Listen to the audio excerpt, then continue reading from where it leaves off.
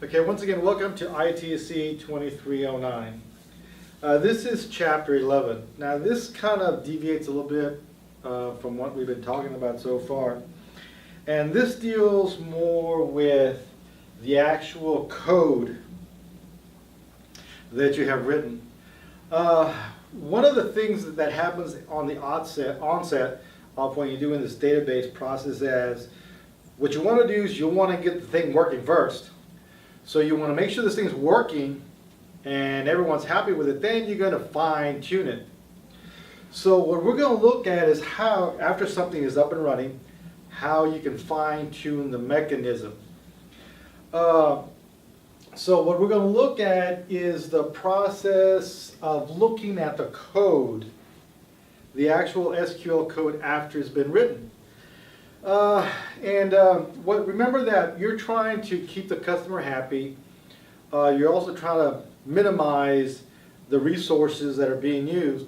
And a good example will be, you have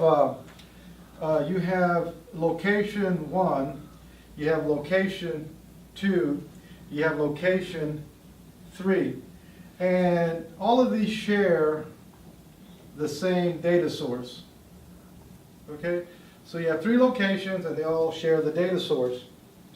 Now what you want to do is you want to minimize the amount of time it takes to extract data, because the faster you can extract data, the happier the customer client's going to be, and the amount of time that you're using to stress the whole operation is minimized.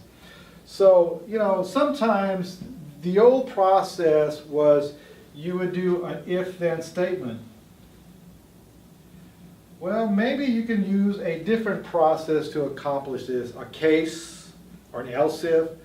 What other mechanism exists that will allow you to optimize?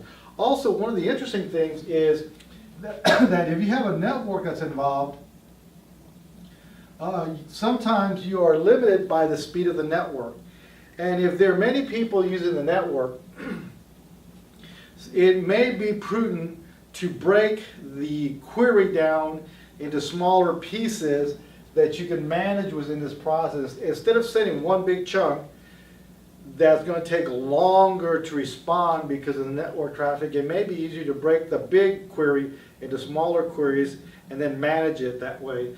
So we're going to look at how you can run a query and have the information come back in the least amount of time.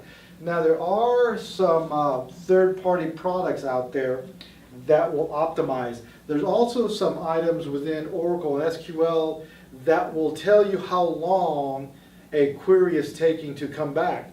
There's a optimizer process that you can look into that will tell you it's taking you so many seconds or minutes to get this process done. And then you can look at the code.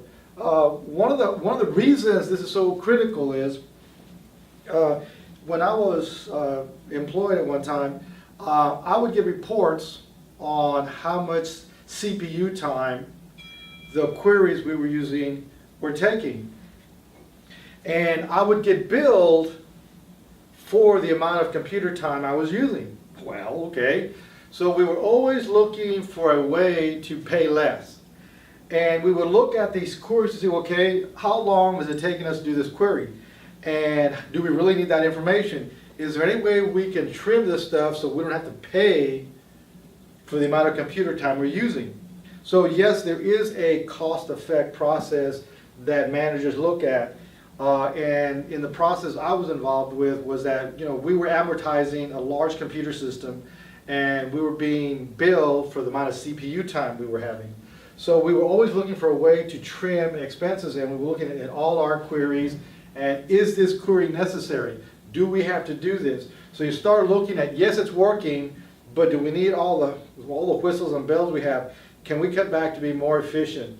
And that is the process that Chapter 11 talks about, on how you look at a query, how you look at how long it's running, can you trim it, how you do this.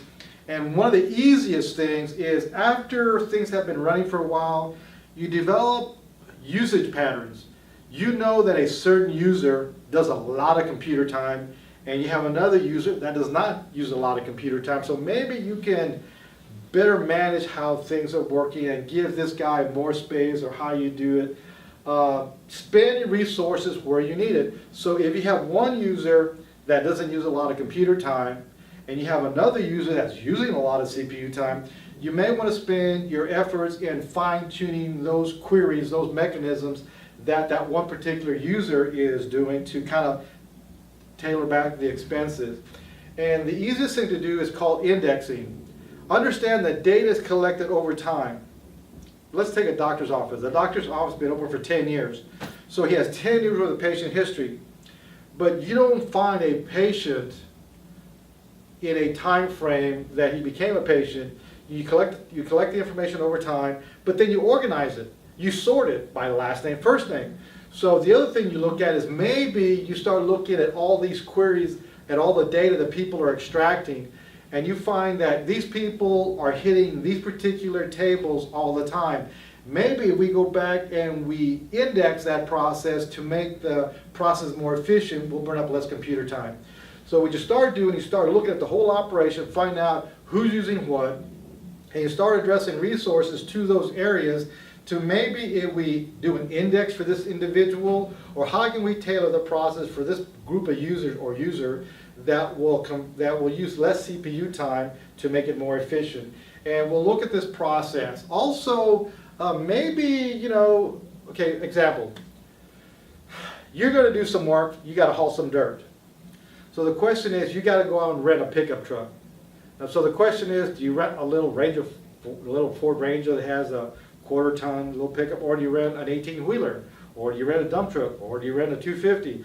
What tool is the appropriate tool to get the job done? Initially, when you create this, you have no idea what the workload is going to be sometimes. So you put something together with an understanding, with an expectation of how much work is going to be done. But then after this process and service, you may find out that, well, I need something bigger, or I need something smaller. And that's how you start fine-tuning this process. Make sure that you have the appropriate tool that will manage the task at hand. And that basically concludes Chapter 11.